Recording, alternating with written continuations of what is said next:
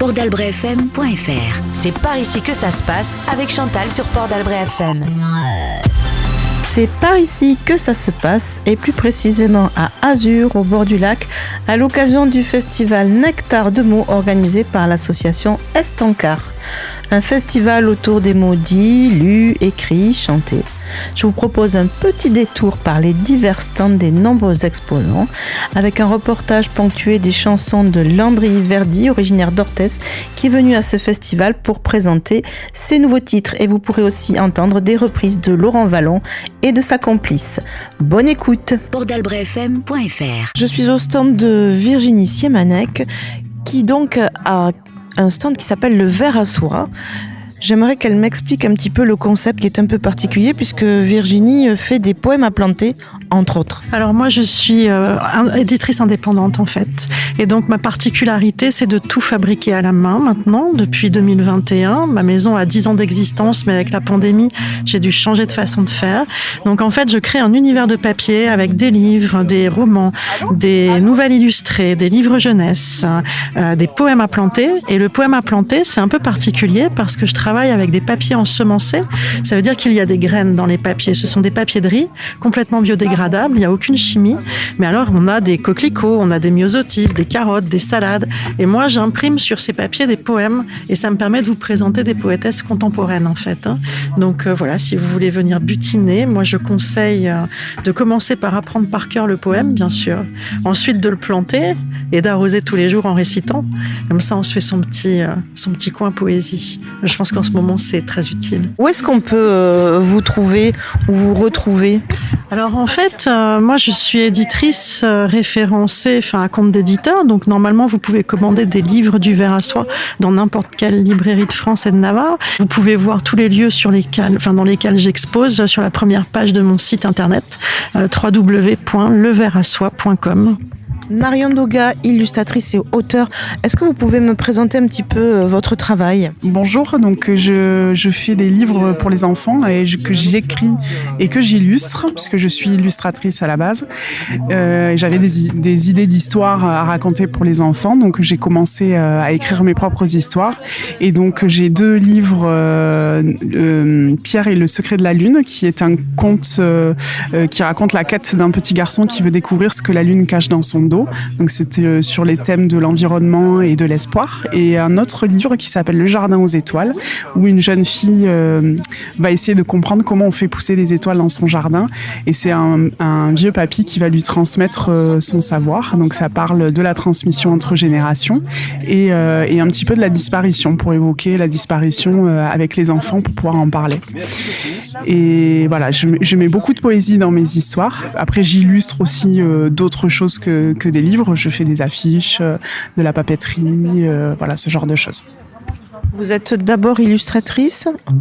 Oui, je suis d'abord illustratrice. J'ai fait mes études en art plastique et j'ai beaucoup plus développé le côté illustratrice. Et c'est ensuite, plus tard, que j'ai commencé à écrire mes propres histoires. Comment vous décririez votre univers ? Parce que là, on est à la radio, donc pour raconter un petit peu, c'est quoi votre univers d'illustration ? Alors en fait, je fais des dessins qui sont réalisés à l'encre de Chine, que je colorise. Donc c'est des illustrations qui sont très très colorées, qui sont colorisées avec de la peinture acrylique. J'utilise aussi la technique digitale pour coloriser certaines illustrations. Et j'aime beaucoup mélanger, notamment dans mes livres, le noir et blanc et la couleur. Voilà, donc j'essaye d'associer de manière différente à chaque fois, mais des personnages qui sont en noir et blanc dans un environnement tout en couleur, ou inversement, un coup de la couleur et un coup du noir et blanc. Donc avec des personnages, je dirais un petit peu naïfs, mais des paysages qui peuvent être aussi réalistes. Voilà, un petit peu. Moi, j'aime bien qu'on ait une impression onirique, de se dire, on ne sait pas si c'est le rêve, si c'est la réalité. Il y a des choses qui ressemblent au réel et en même temps qui s'en éloignent parfois. Donc voilà, j'aime bien quand on a l'impression d'être dans un rêve. Donc un travail à découvrir. Vous avez un site ou quelque chose où les auditeurs pourraient retrouver votre travail ? Oui, tout à fait. J'ai mon site internet mariondoga.fr où on peut retrouver l'ensemble de mon travail. Luc Fouillard, bonjour. Donc je suis à votre stand. Donc vous écrivez des thrillers, mais vous n'êtes pas simplement auteur. Vous avez d'autres cordes à votre arc.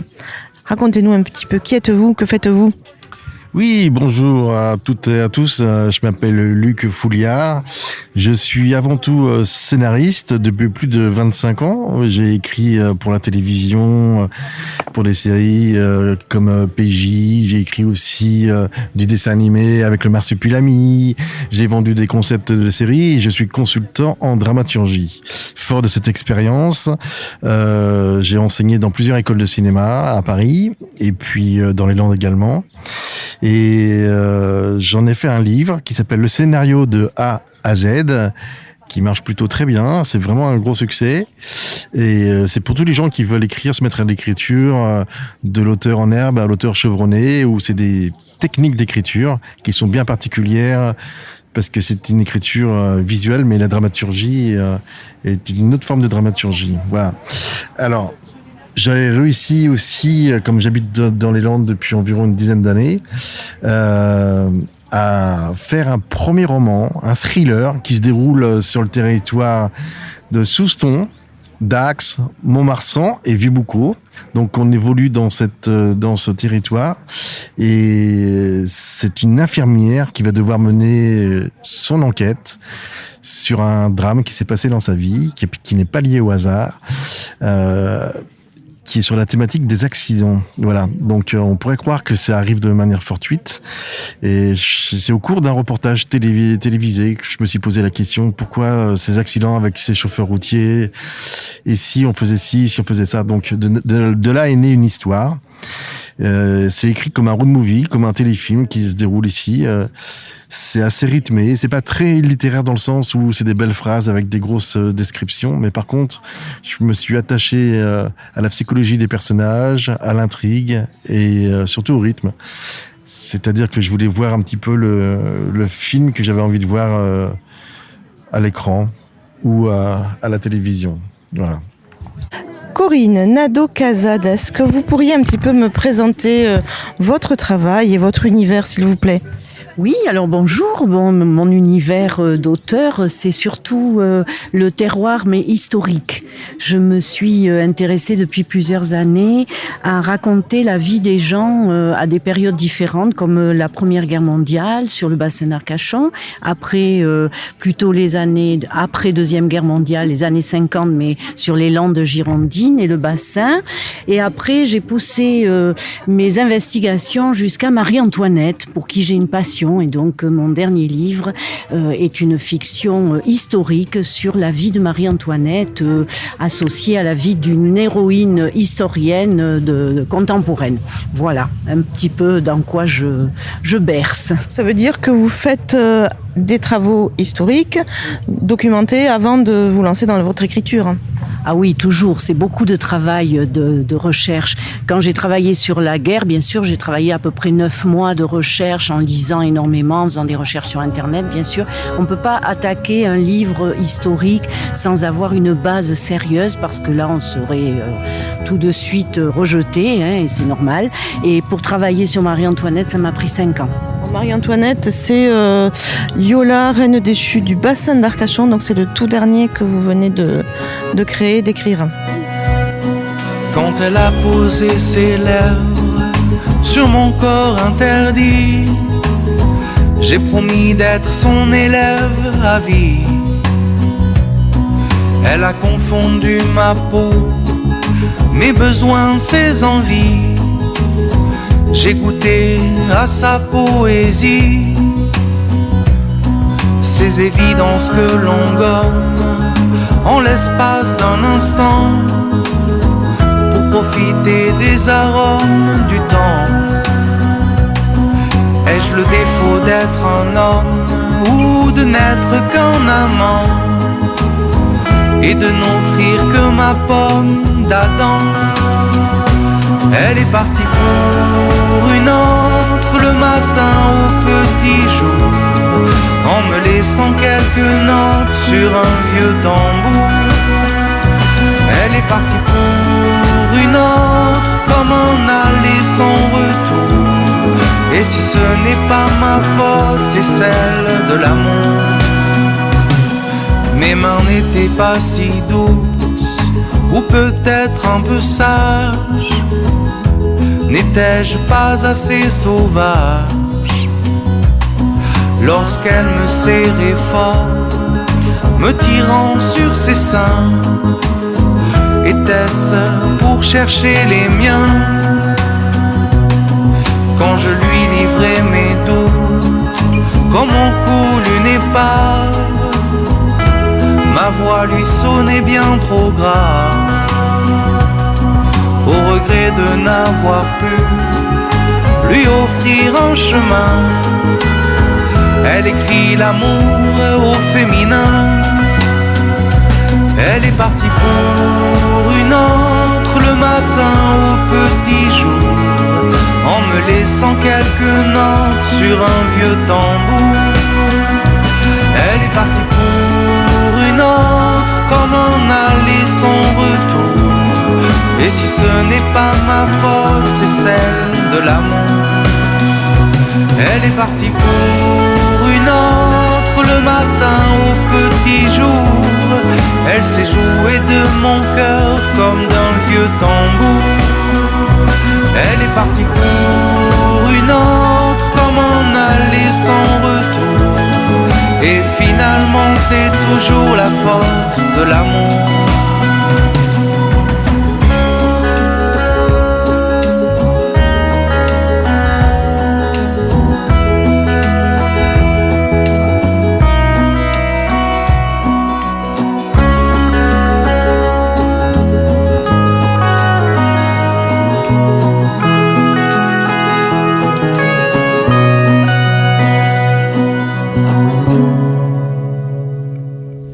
C'est par ici que ça se passe avec Chantal sur Port d'Albret FM. Donc Nathalie, vous êtes calligraphe, mais pas seulement.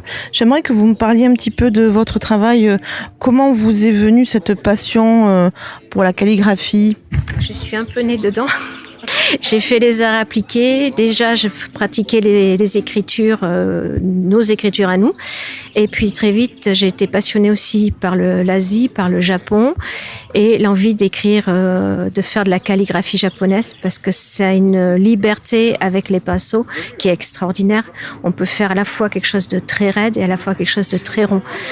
Donc voilà. Et puis après, la calligraphie japonaise, les traits qui servent pour la calligraphie japonaise peuvent servir pour une technique qu'on appelle sumie, mais que je pratique, c'est un sumie plutôt zen, qui est un sumie qui est fait avec un minimum de gestes, de traits.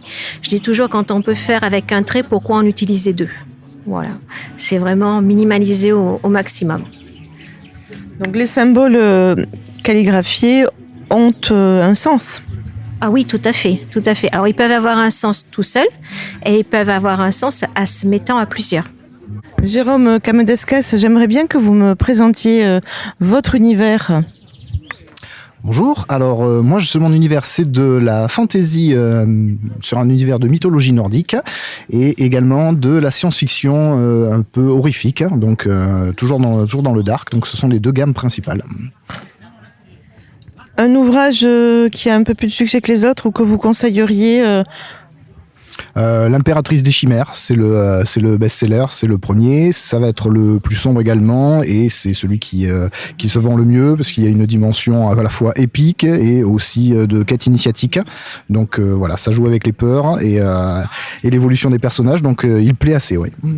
D'où vous vient cette passion pour cet univers-là, pour le fantasy et autres ? De l'enfance, ça va être surtout des livres, les livres dont on est le héros pour commencer, et ensuite tout ce qui a été cinéma à cette époque-là, et ensuite également plus curieusement, c'est plus Stephen King au niveau du bouquin et de l'ambiance. Voilà, je trouve que c'est deux styles qui se sont bien mariés pour donner naissance au mien. Alain Lamaison, bonjour. Vous pourriez nous présenter un petit peu votre univers ? Moi, je lis roman de terroir, Chalosse, Tursan. Allez, dites-nous en plus. Oui, bonjour. Moi, oui, effectivement, je suis landais de racines et d'esprit, et j'habite en Chalosse, à côté d'Agenmont et à Agenmont. Et donc, je me suis intéressé à l'histoire locale à travers ces personnages, à travers des faits, mais des faits historiques. Donc tous mes livres sont rattachés à l'histoire de France, plus ou moins, ce qui s'est passé dans la région. Ça part il y a aussi un peu d'humour de terroir, complètement déjanté, avec des personnages fabuleux, n'est-ce pas, puisque c'est un peu le cloche-merle du Sud-Ouest chez moi, là. Mais après, je suis devenu très sérieux, en écrivant des romans sur des personnages, sur la belle Corisande, sur des situations comme la faïencerie de Samadé, où j'ai sorti une trilogie qui marche très bien. J'ai voulu parler aussi des moulins en eau, qui étaient autour d'Agenais, donc ça a donné un roman aussi, et puis une biographie sur Pascal Duprat, qui était un homme landais d'Agenais, qui était un député de 2e et 3e République, qui s'est opposé à l'arrivée de Napoléon III, et ça lui a valu 18 ans d'exil, comme Victor Hugo et beaucoup d'autres. Voilà un peu à quoi je me suis rattaché pour écrire mes romans. Donc me voici au stand des éditions Eléa Bissip et je vais vous demander de me présenter un petit peu cette maison d'édition qui est tout à fait locale, enfin qui est voisine dans le Pays Basque. Oui, tout à fait, on est d'Anglet, on est des éditions Angloy. Alors les éditions Eléa Bissip, ça veut dire la parole vivante, la parole qui circule. Ce sont des éditions associatives à compte d'éditeurs qui publient 2-3 livres par an dans 2 collections. Alors on a une collection Lumière. La collection Lumière, elle est consacrée plutôt à la poésie, quelque chose de lyrique. Et puis on a une collection La Clé des Chants, donc qui elle est consacrée davantage à quelque chose des romans ou des nouvelles ancrées dans le social. Par exemple, on a un roman qui avait été écrit par des jeunes lycéens sur un jeune homosexuel qui se retrouve en prison, par exemple. Donc là, on l'a mis dans la collection Lumière. Et on fait depuis maintenant 10 ans pour promouvoir nos livres de poésie. C'est une poésie toujours très lisible, très facile à lire. Les gens, quelquefois, sont intimidés par la poésie. On fait des spectacles. Et donc, tout à l'heure, on va présenter un spectacle qu'on a créé pour le Printemps des Poètes, dont le thème était la grâce. On a créé un spectacle qui s'appelle Une averse d'étoiles. Ce sont des poèmes de Luce Buchheit et qui sont accompagnés par une flûtiste, Pascale Fauveau. On a déjà travaillé avec elle, Pascale Fauveau, à plusieurs reprises. Et le spectacle a eu du succès puisqu'on nous a demandé de publier les textes. Et donc on publie le texte, un petit recueil aujourd'hui, il sort aujourd'hui, pour accompagner le spectacle. Flavie Boris chez Harvey Éditions, je vais vous demander de me parler un petit peu des 2 romans que vous venez d'écrire. Ce sont 2 thrillers psychologiques ciblés. Le premier parle de David Lamblin qui a perdu sa femme dans un accident de voiture et il découvre sa double vie après son accident. Et il va commencer en fait à déterrer des secrets, des choses qu'on lui a cachées autour de lui et il va commencer à se venger de toutes les personnes qui lui ont fait du mal. Et il va sombrer peu à peu dans la folie, accompagné de son ancienne infirmière Gabrielle qui va... mais malgré elle, en fait, sombrer avec lui dans la parano et la noirceur. Et le tracker, c'est 3 histoires qui sont en parallèle et qui se rejoignent à un certain point dans le roman. C'est l'histoire de Julia qui est flic à la scientifique. Il y a sa sœur jumelle Chloé qui a disparu il y a 1 an, qui a été séquestrée par le tracker des Landes. Dans le même temps, il y a le tracker des Landes qui s'évade de prison au moment où Julia reçoit un message comme quoi sa sœur est toujours vivante. Et on suit, dans le 3e temps, sa sœur qui est séquestrée, on ne sait pas où. Et on suit un peu ce qu'elle vit, une chose très très sombre. Et ces 3 histoires-là se rejoignent à un certain point de l'histoire. On dira pas, on dira juste que ça se passe entre les Landes et le Pays Basque. Moi, j'aimerais savoir d'où vous vient cette passion pour ce type d'écriture. C'est des livres que j'ai toujours lus. J'ai toujours lu des thrillers, des polars, des romans très noirs. Et en fait, c'est des choses du coup qui m'inspirent beaucoup. Moi, je suis infirmière, j'exerce en psychiatrie, donc je suis beaucoup. La psychologie des personnages, les choses un peu profondes comme ça, la noirceur de l'âme humaine, c'est des choses qui m'intrigue et du coup j'en fais souvent des histoires pour explorer tous les aspects. Des histoires ou un exutoire peut-être à votre profession? Ouais, c'est un peu des 2. Bon, voilà, donc je vous remercie pour ces explications. Donc je rappelle les deux ouvrages, donc Le Traqueur de Flavie Boris et Après toi la haine de Flavie Boris aussi. Hervé Édition, j'ai bien dit là. Bravo. Hein. Bon, alors qu'est-ce que c'est Hervé Édition? Racontez-nous. Hervé Édition, comme ça, son nom l'indique presque, c'est une maison d'édition qui est spécialisée dans les polars et la jeunesse. Je viens de rencontrer un auteur de polar. Racontez-moi un petit peu le volet jeunesse, donc. Eh ben, on a des auteurs qui viennent nous apporter des textes et puis on les étudie, on les publie si on juge que ça le mérite, quoi. Vous avez beaucoup d'auteurs dans votre maison d'édition? Oh, seulement une quarantaine. On a la majorité des auteurs. Bon, je crois que c'est à peu près 50-50 de tête comme ça, polar et jeunesse. Et pour distribuer les ouvrages, ce sont les salons, les librairies? Oui, c'est ça, parce qu'on n'a pas de distributeur ni de diffuseur, on fait tout nous-mêmes. Ils sont attirés par quoi, là, les jeunes? Les jeunes, ils sont attirés beaucoup par le fantastique. Voilà. Donc on va dire que celui-là, qui est un des plus récents, et c'est en fantastique, c'est... Les Messagers de l'autre monde, ça s'appelle. La tranche d'âge, c'est disons à partir de fin du primaire, mais plutôt début du collège. Quoi. Voilà. Livre qui vient d'avoir une suite et qui est destiné autant aux enfants qu'aux parents. Ces deux livres-là. Celui-là vient de sortir. Celui-là, L'itinéraire d'un enfant sous l'occupation, qui est un roman qui est parti des témoignages que l'autrice a pu recueillir et elle en a fait un roman. C'est l'itinéraire d'un enfant qui part de Strasbourg et qui va vers l'Occitanie. Voilà. Et on vient de... Ça a tellement bien marché qu'elle a terminé, ça est sorti il y a une dizaine de jours, le second épisode, voilà, et le dernier, puisque c'est la libération. Donc les derniers pas vers la libération et l'itinéraire d'un enfant sous l'occupation, donc des ouvrages effectivement qui sont d'actualité, avec les festivités ou les commémorations plutôt de la libération. C'est pas innocent. Et en même temps, c'est intéressant parce que ça met cette époque historique à la portée de lecture des enfants. Donc me voilà au stand de Cocomélie, dessin à l'encre de Chine et à l'encre végétale, commandes personnalisées, décoration de vitrines, fresques murales, plein de choses. Racontez-moi un petit peu votre univers et votre travail. Alors, ce qui m'inspire, c'est la nature, les végétaux. Je dessine exclusivement des végétaux, parfois des femmes. Tout est fait à la main, à l'encre de Chine et à l'encre végétale. Et j'aime aussi animer des ateliers créatifs, mêlant introspection et partage. Voilà, je pense avoir dit l'essentiel.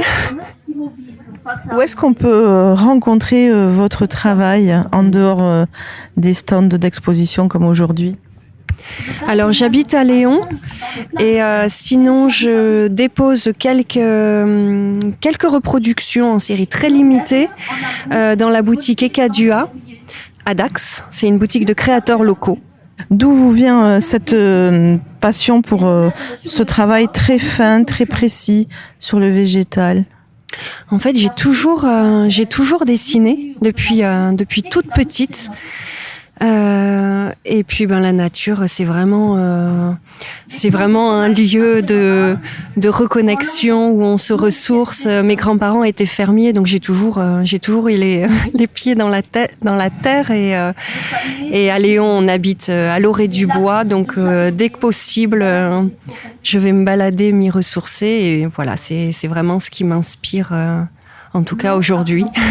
C'est par ici que ça se passe avec Chantal sur Port d'Albret FM. Christophe Bladet, est-ce que vous pourriez me présenter un petit peu votre univers d'écriture ? Alors mon univers d'écriture, c'est plutôt le voyage, sous toutes ses formes, que ça soit à l'extérieur de soi ou à l'intérieur, c'est-à-dire qu'on passe par des chemins différents pour apprécier le monde comme il se présente, avec beaucoup d'humour aussi, que ça soit pour un public jeune ou moins jeune, adulte, jeune adulte.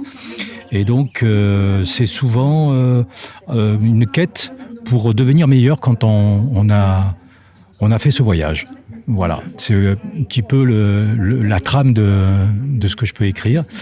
Alors ça peut aller de la fiction, ça peut partir d'un fait réel et tourner un petit peu autour. Ça peut être onirique même. Et c'est un petit peu tout ça qui nous permet de partir et puis de voyager donc avec les mots. Vous êtes voyageur vous-même ? Je suis voyageur.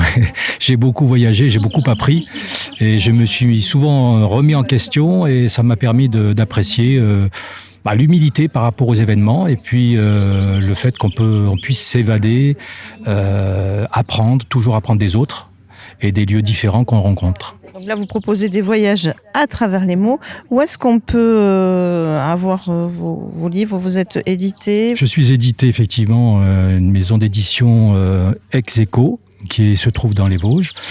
Une maison d'édition qui nous permet justement d'avoir une liberté sur l'organisation, sur les salons, et qui met en avant beaucoup d'auteurs qui ne sont pas forcément des auteurs connus, et qui nous laisse libre choix pour s'améliorer, pour peaufiner notre écriture, pour avoir des contacts, et puis qui a surtout un comité de lecture qui nous permet de mieux écrire ou de mieux présenter le produit. Hélène Deslandes, bonjour. Donc vous êtes écrivain et puis vous menez aussi des ateliers d'écriture. Alors parlez-moi un petit peu de votre univers d'écriture d'abord.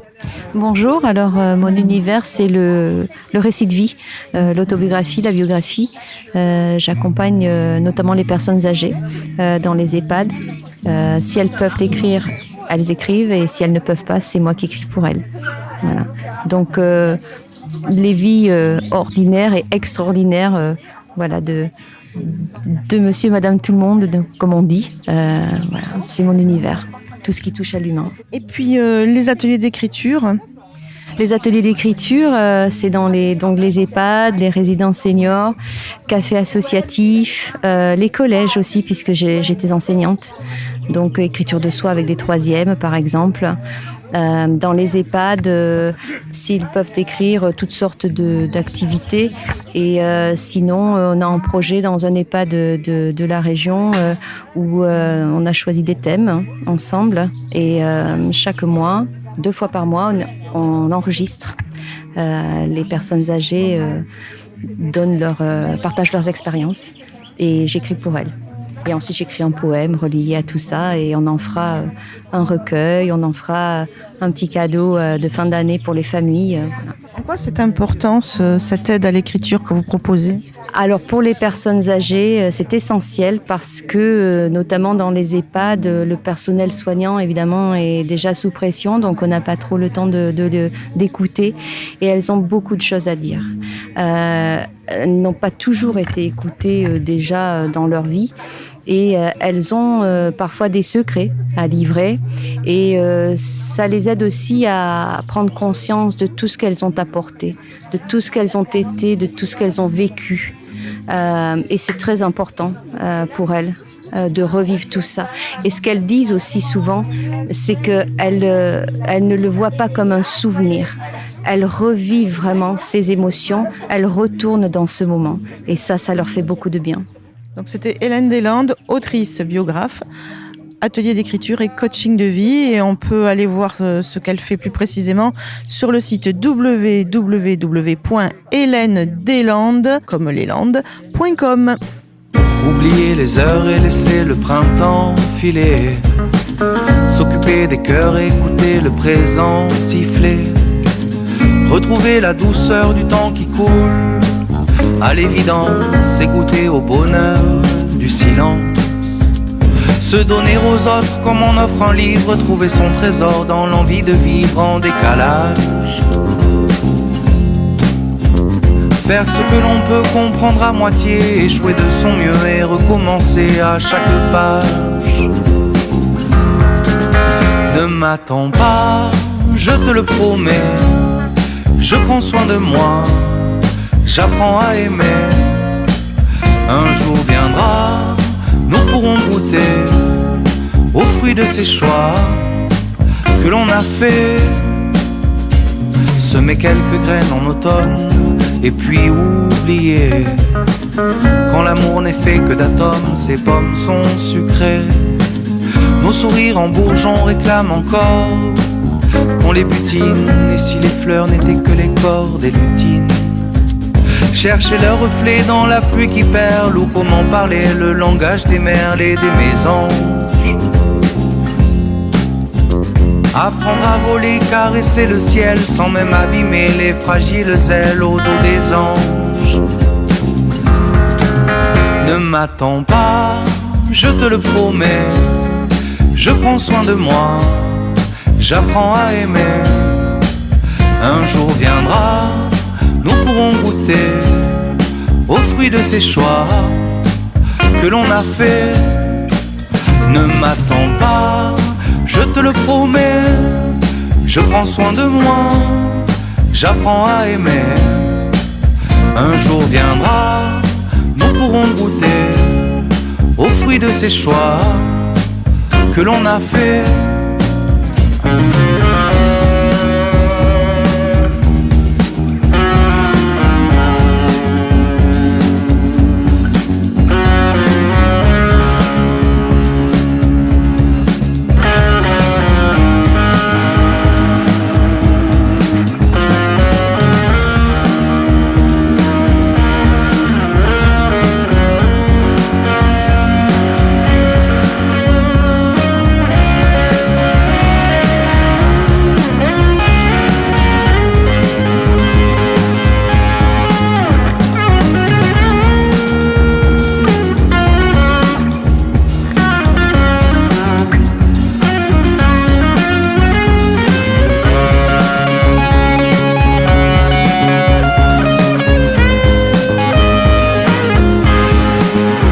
Gardez que ce qui nous est cher, avoir si peu et s'en satisfaire, se contenter d'eau et de lumière, s'émerveiller les mains dans la terre. Si ton sourire jamais ne s'efface, les souvenirs prennent trop de place, en équilibre sur un fil infini, j'apprends à vivre et à danser sous la pluie. Ne m'attends pas, je te le promets, je prends soin de moi, j'apprends à aimer. Un jour viendra, nous pourrons goûter aux fruits de ces choix que l'on a fait. Ne m'attends pas, je te le promets, je prends soin de moi, j'apprends à aimer. Un jour viendra, nous pourrons goûter aux fruits de ces choix que l'on a fait. C'est par ici que ça se passe avec Chantal sur Port d'Albret FM. Agnès Capelli, des mots qui vibrent en elle, qui résonnent en vous. Expliquez-moi un petit peu votre démarche, votre univers. Bonjour, donc moi je dis que je suis romancière, mais je suis surtout semeuse de graines de bonheur. À travers mes livres, en fait, je souhaite que les gens vivent leur vie de façon le plus épanouie possible. Et je me suis mis à l'écriture suite à un événement de ma vie, puisque j'ai perdu mon compagnon. Et c'est à partir de ce moment tragique, mais qui est fabuleux à la fois, vu ce que ça a donné après, que je me suis mis à écrire, puisque j'ai reçu des signes de sa part. Et j'ai noté d'abord sur un petit carnet ces signes, et ces signes sont devenus ce fabuleux livre, mon premier roman, Dans la pièce d'à côté. Donc c'est un roman qui aide vraiment les gens à vivre heureux malgré les épreuves de la vie. Et dans la foulée, j'ai écrit un second roman qui est une fiction, mais qui est une petite continuité sans être une suite.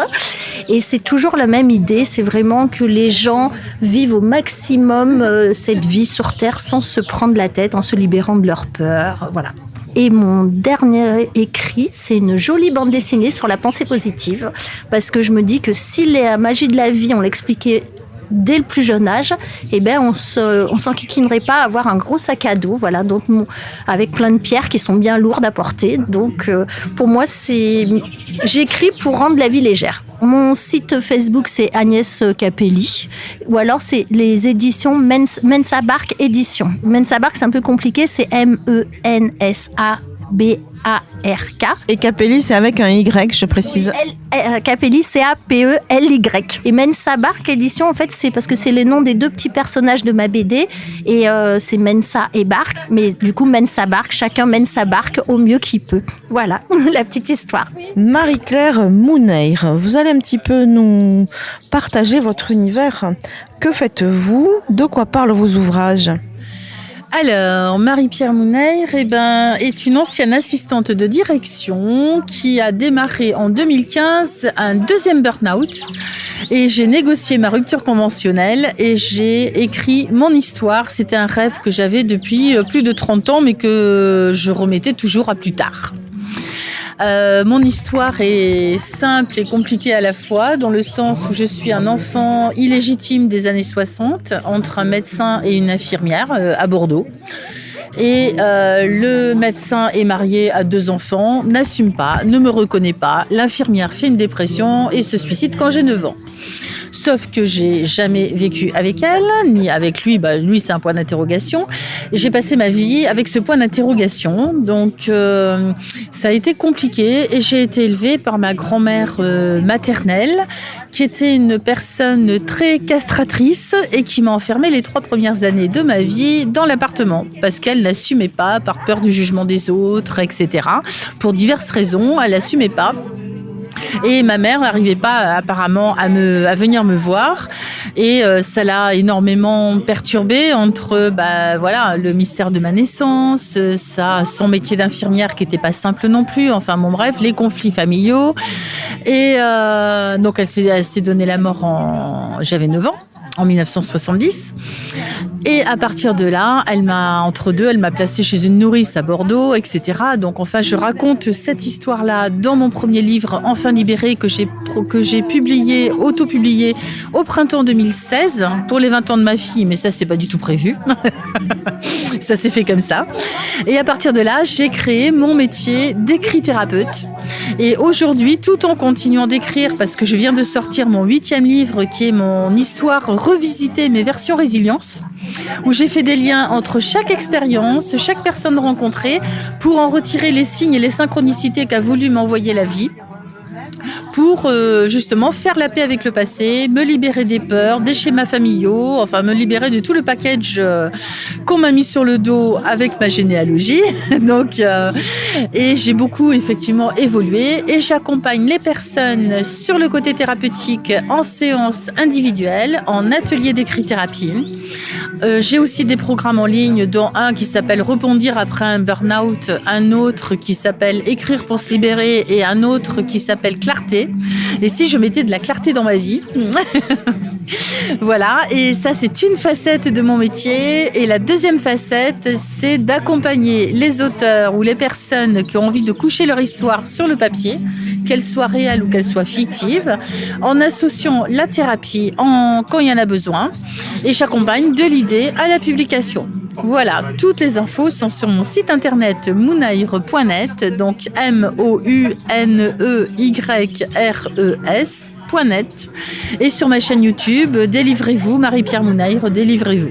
Particularité sur votre stand, moi je vois qu'il y a des versions audio. Oui, j'ai effectivement enregistré mon dernier livre qui fait quand même 444 pages en audio et je l'ai mis sur une clé USB qui permet d'avoir la couverture, qui permet d'avoir aussi les références des chapitres avec les pistes associées et bien entendu c'est moi qui l'ai enregistré de début à la fin. Merci d'avoir pensé à ceux qui ne peuvent pas lire mais qui ont envie de partager. Port-d'Albret-FM.fr. Paul Blanquet, vous nous amenez, vous, en voyage et ça se voit à travers toutes vos couvertures de livres, premières de couverture magnifiques, avec de très très belles photos. Mais racontez-nous un petit peu votre univers et ses voyages. Alors bonjour déjà, et puis moi j'écris des romans de voyage. Voilà, ce sont des romans de voyage vécus qui vous emmènent essentiellement en Asie. Je suis un passionné de l'Asie, sauf le livre Marancine et la révolte des métayers, où là c'est comme le titre l'indique, la révolte des métayers. Donc le livre se termine dans les années en 1920.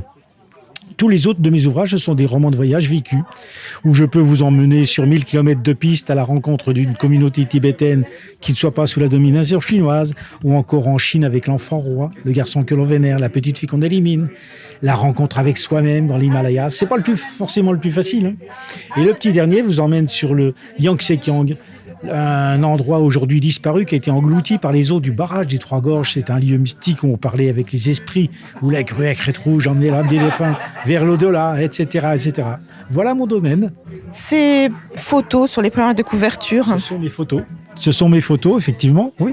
Et en plus, c'est pour ça que j'aime bien travailler avec cette maison d'édition, parce qu'elle me permet justement de mettre en couverture les photos. Et j'y tiens particulièrement parce que c'est le reflet de ce qu'il y a à l'intérieur du livre. Alors, un sacré œil de photographe quand même. Alors c'est vrai que quelque part, j'ai travaillé par exemple pour l'agence France Presse en tant que reporter, etc. Donc voilà le pourquoi de la chose. Oui. Anne Remond, je vous laisse me présenter un petit peu votre univers et votre travail. Oui, bonjour. Donc j'ai fait 2 œuvres. L'une est spirituelle avec des citations et de l'humour. Il s'appelle Méli-Mélo, des mots et d'humour. Et l'autre, c'est Schizobipo. C'est 2 biographies de personnes schizophréniques et bipolaires. C'est par ici que ça se passe avec Chantal sur Port d'Albret FM. Serge Paco, maintenant, va nous présenter son univers avec tout un tas d'ouvrages qui semblent quand même plutôt régionaux. Racontez-nous un petit peu. Donc, je suis sur le créneau de l'histoire, mais l'histoire sous toutes ses formes. C'est-à-dire que je fais de l'histoire formelle, où ce que je raconte, c'est ni plus ni moins les chroniques historiques qui ont eu lieu. Mais pour faire aimer l'histoire, surtout aux plus jeunes, qui sont peut-être démunis de cette culture que nous avons apprise au niveau de ma génération de façon scolaire. Et j'ai essayé de diversifier mes recherches en proposant également des romans historiques, donc des chroniques, des biographies, des récits, de façon à pouvoir offrir un panel de possibilités aux gens qui veulent apprendre l'histoire. Donc moi je vois quand même que c'est essentiellement sur la Nouvelle-Aquitaine, c'est quand même le territoire proche qui vous touche ou qui vous inspire. En tout cas, sur ce que vous présentez aujourd'hui. Oui, tout à fait. J'ai écrit depuis une trentaine d'années, donc j'ai fait énormément de sujets, mais je me concentre beaucoup sur la Nouvelle-Aquitaine, sur les 12 départements de Nouvelle-Aquitaine, de façon à pouvoir toucher le public local, qui est mon objectif prioritaire.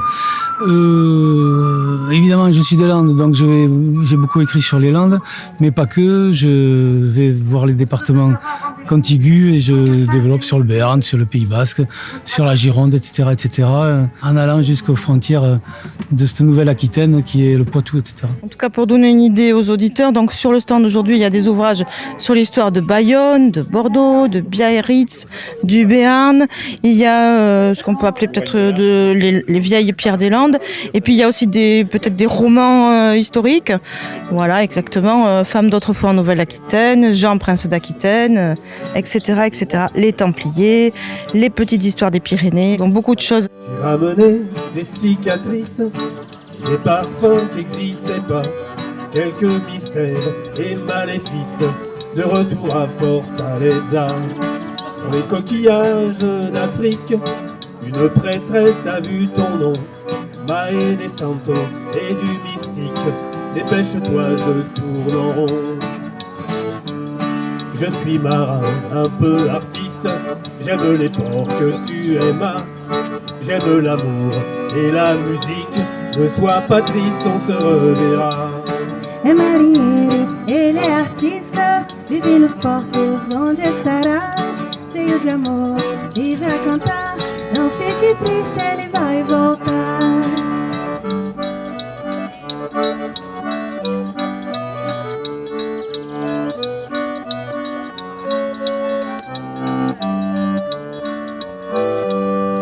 Tira a carta, joga búzios, a mãe de santo viu seu nome, a mãe de santa misteriosa vai ficar louca de esperar.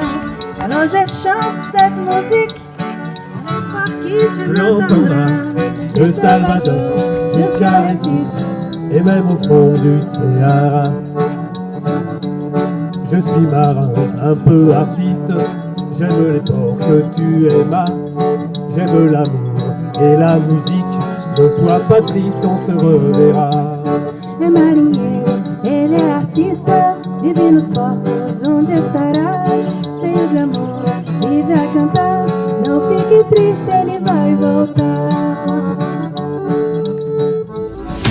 C'est par ici que ça se passe avec Chantal sur Port d'Albret FM. Philippe Sobadine, bonjour tout d'abord. J'aimerais que vous me présentiez un petit peu votre travail, votre univers. Alors cet univers, en fait, c'est un univers autobiographique. Ce que vous voyez là, c'est une saga en 3 volumes que j'ai commencé le jour où j'ai senti que la mémoire familiale partait petit à petit avec nos anciens. J'ai donc reçu un héritage et j'en ai fait un legs. C'est-à-dire que la mémoire orale a commencé à se disperser et je m'étais dit que si je n'écrivais pas quelque chose, elle serait perdue pour la famille et pour les générations futures. D'accord, donc 3 tomes, c'est-à-dire... Alors, le premier, c'est « Il m'a été donné d'aller à Corinthe ». Le second, « La marche haute ». Et le troisième, « La méridienne du retour ». Est-ce que c'est difficile de faire des choses autobiographiques ? Alors, ce n'est pas difficile quand on a la mémoire et quand on trouve des archives.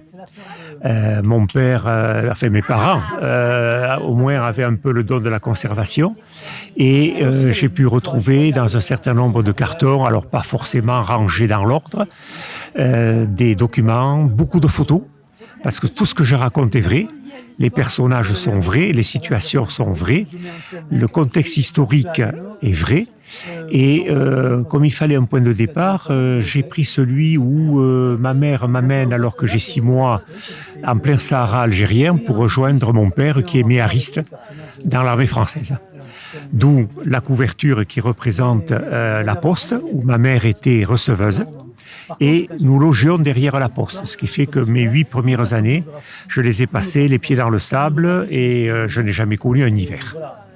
Ensuite, lorsque j'ai écrit ça, j'ai trouvé aussi dans les archives de mon père les carnets de campagne de son père à lui, que je n'ai pas connu parce qu'il est décédé la veille du débarquement.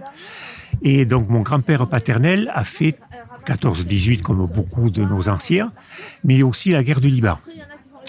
Et une fois que la guerre du Liban a été terminée et que le Liban a été indépendant, l'État a demandé à la France de lui fournir des compétences militaires pour former son armée. Ce qui fait qu'il est parti à Damas, qui était en Syrie à l'époque, mais qui était le Grand Liban, et avec un autre officier basque, puisque les deux sont originaires du Pays basque, ils ont formé la première compagnie de chasseurs libanais. Ce sont des récits biographiques qui s'inscrivent dans l'histoire, complètement. Et comme ensuite, avec mon épouse, nous avons fait 20 ans d'Afrique, ben, nous avons aussi raconté nos périples en Angola, qui était en guerre, au Nigeria, au Gabon. Puis moi, j'avais eu l'occasion d'aller aussi au Moyen-Orient, puisque je me suis trouvé à Téhéran lors du retour de l'ayatollah Khomeini, qui venait de Neuf-le-Château, et j'ai assisté à certaines scènes un peu difficiles de chasse aux Américains, faites par les Pasdaran. Donc un univers personnel à découvrir qui s'inscrit dans l'histoire, je ne vais pas dire l'histoire mondiale, mais enfin une histoire contemporaine quand même. Virginie Mézescas, illustratrice, auteure de BD, de livres jeunesse. Alors moi avant tout, je suis prof d'art plastique, j'enseigne Enfin, avant tout. C'est pour dire que professionnellement, j'ai fait ça toute ma vie. Et la BD et le manga, je l'enseigne au collège. Et le livre illustré, voilà, je me suis mise à faire des livres illustrés, évidemment, et de la BD.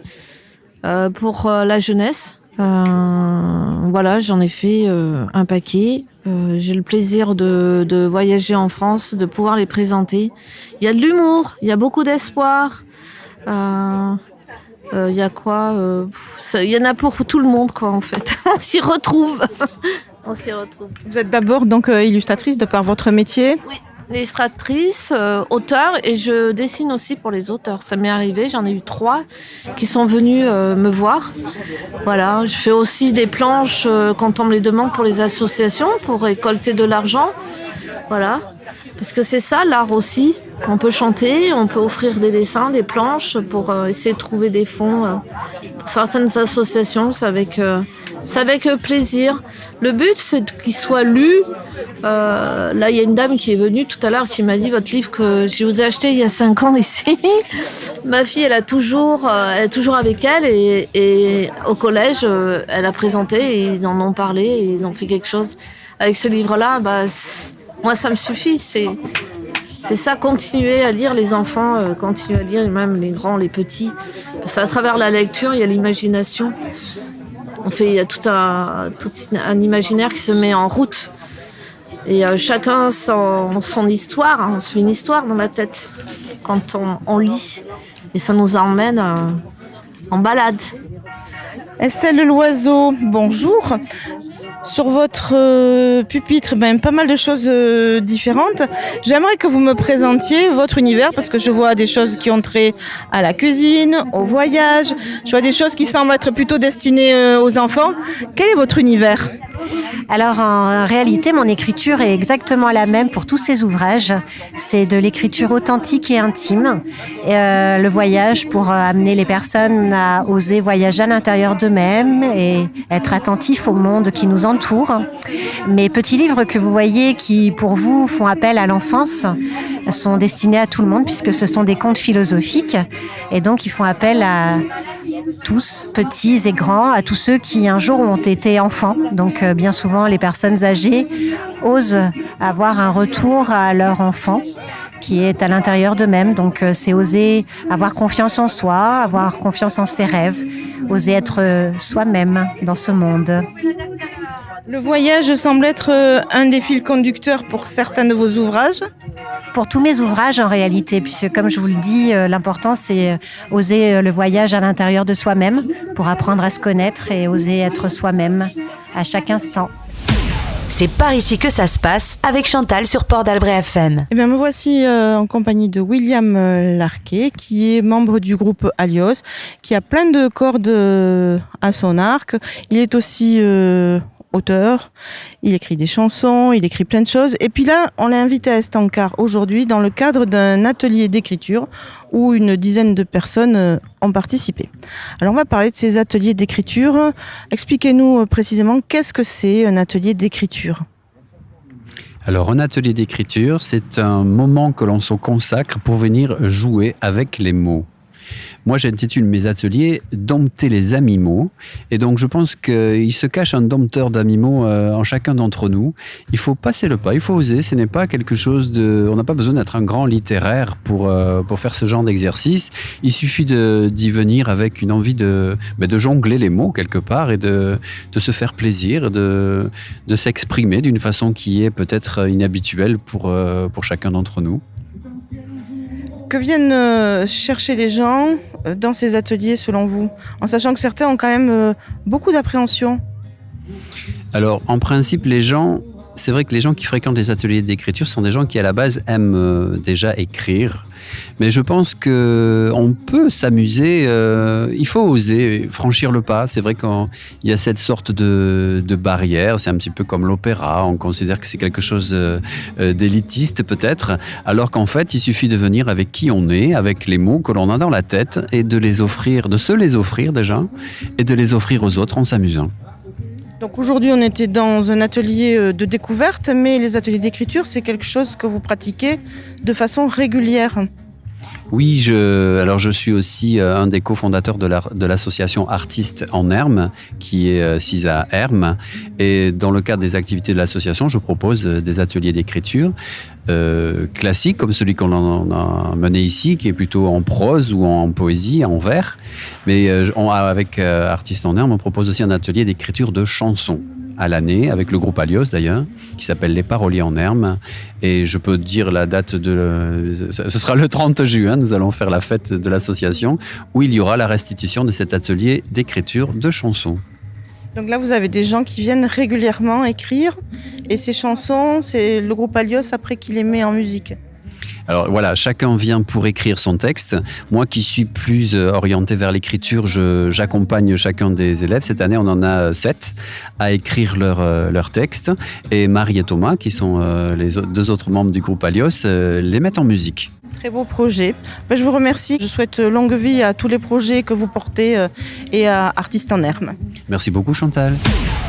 Pierre Vignal, président d'Estancart. Alors on est sur le final de cette édition du festival Nectar de mots à Azur. Un petit mot ? Oui. Alors nous avons trouvé que le temps était fort aimable avec nous, puisqu'il a fait vraiment très très doux et que ça a rendu la journée vraiment plaisante. Alors un petit mot sur le festival, eh bien écoute, moi je vois toujours pas mal d'exposants, ils ont l'air assez heureux. Il y a des visiteurs, ça c'est pas mal non plus. Et puis l'ambiance d'année en année devient de plus en plus cool et sympathique. Et ça c'est bien, si ça peut durer longtemps, c'est très bien. Bon alors longue vie à Nectar de mots. Voilà, c'est ce qu'on peut souhaiter de mieux. Merci. Ainsi s'achève cette émission. C'est par ici que ça se passe à l'occasion du festival Nectar de mots sur les bords du lac d'Azur. C'était Chantal pour Port d'Albret FM. On se retrouve à une autre occasion pour un autre moment fort de l'actualité de votre territoire. À bientôt. Port d'Albret FM, une vague d'émotions.